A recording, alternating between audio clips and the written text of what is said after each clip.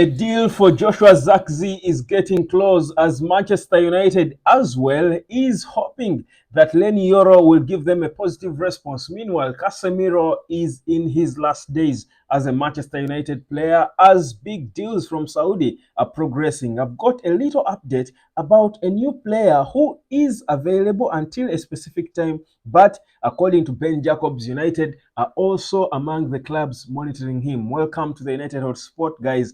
I do remind you, please like these videos. It is encouraging. This is the moment we've all been waiting for throughout the season when deals begin to happen. And I told you I will be here to bring to you only that news that I feel is worthy of your time. Now, let's get proper into what's worthy for this morning. Like, share, subscribe, fam. Subscribe, and let's keep moving. Now, Leny Yoro, I remember, had has a situation going on with him. And of course, Man United supporters, as you know, as aggressive as we are good at massaging these players to make them feel good and welcome and loved. All over Twitter, I think this should be the third or fourth consecutive day on X, rather, formerly Twitter, that Leny Yoro is trending. Why? Because he's linked to Man United. If you want to trend, be linked to Man United. Now, Man United supporters are calling on him to choose Manchester United, but there is an account that came out believed to be his denying that he said United should leave him alone. There seemed to have been a parody account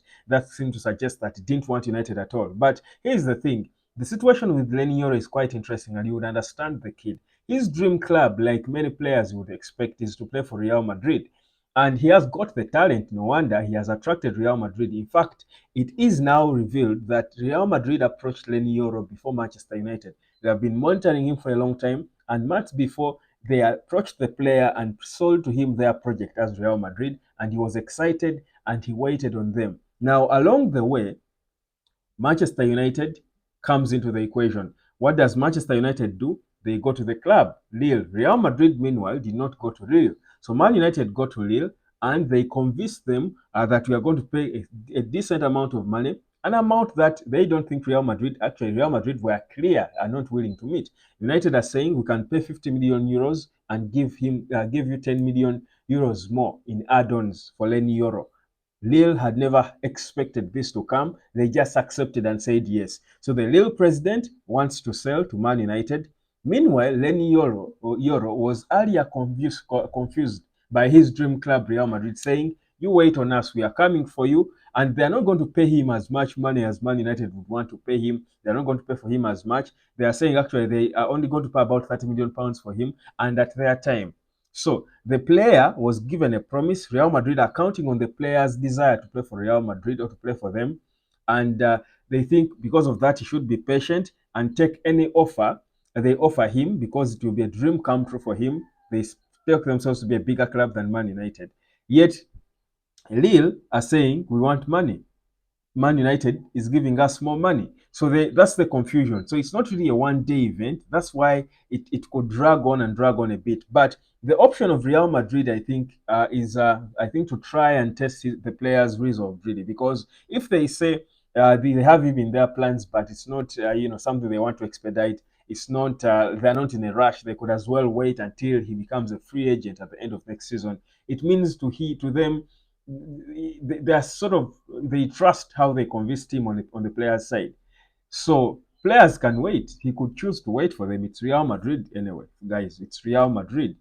But Man United, the fact that it has got a new project going on, that as well can excite this player and say, what if something happens and Real Madrid change their mind? What if I get an injury? What if and I end up staying at Lille? So it's a critical point in Leny Yoro's career. But my expectation, honestly, is that he could give Man United a positive response. It should be expected in the coming days or hours that he will give a proper response. If he gives the green light, Man United will proceed and indeed make the deal happen, because for the real president, it is already done and dusted. I needed to give you that clarity. So that's the situation with Leny Yoro. Now with Mathis delete, it's almost a here we go. I think everything was agreed between the clubs, between the player. The player accepted the terms of Man United. The contract I told you is going to be about 5 years. He's going to sign a 5-year contract. In terms of how much money, the importance in the project, how is it going to be treated as a player. All this was accepted. Man United, I think a total of about 50 million euros, including add-ons, is what they agreed with Bayern to pay. So it's a matter of, I think, time. I think today, probably before close of business today, probably they first want to get one deal done, and I expect the Joshua Zirkzee deal to be completely done because he's already in Manchester to undergo his medical. He will be confirmed later today, and he will first go then rest a bit after the Euros. Then he will join the team after, but he needs a few weeks to rest. But for Mathis de Ligt, I think it's done, and it's a matter of time. Maybe after, immediately after, most probably immediately after Joshua Zirkzee's confirmation by the club, after Zirkzee passes his medical, it will be de Ligt next, as we do wait on a response from Leny Yoro. I'm trying to give you a timeline and for a bit of perspective to what's happening. I remind you to like the video, guys. Very important and encouraging if you drop a like on the video.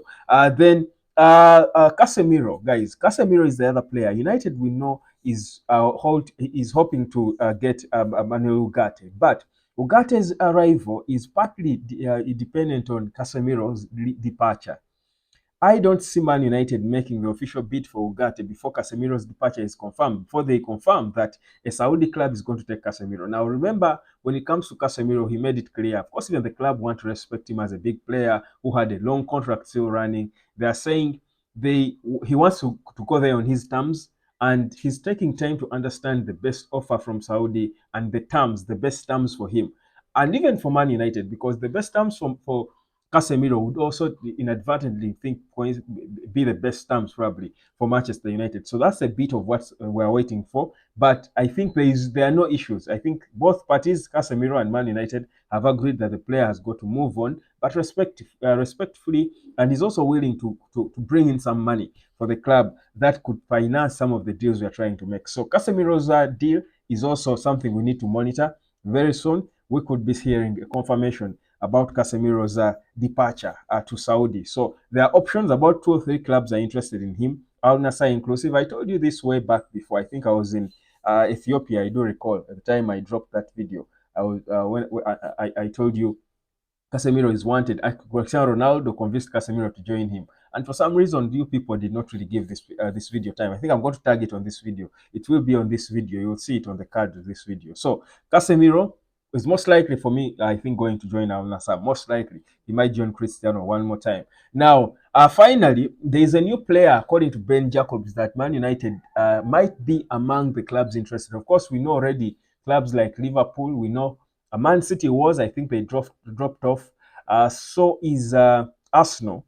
The Spanish 26-year-old a midfielder or winger, attacking midfielder and winger, Dani Olmo. Now, he's among the players trending. He's top of the talk lately because of his buyout clause that it only runs until the 20th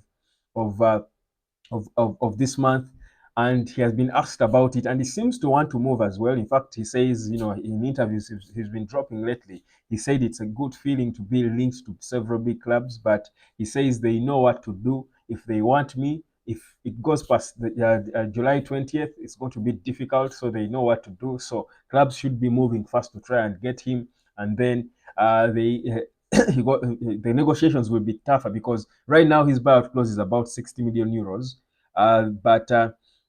or 50 million pounds. But if his buyout clause is done, because it expires on the 20th of this month, then he might go.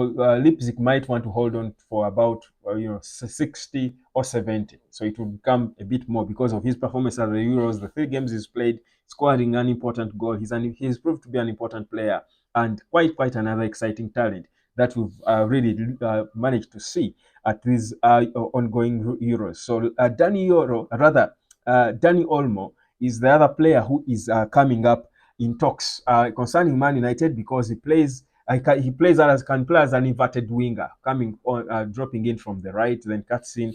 And Man United is expected to still want a winger or an attacking midfielder to add to the creativity that surely has been lacking up top. So there is that bit of him. It has not really come out to be big, news or central news when it comes to Man United, but you don't rule it out because there seems to be focusing on sorting the players we already know. But Dani Olmo is another player who looks available for Manchester United. So we'll wait and see. But Arsenal, where I think more interested, Arsenal I think, are more hungry for a winger than United are.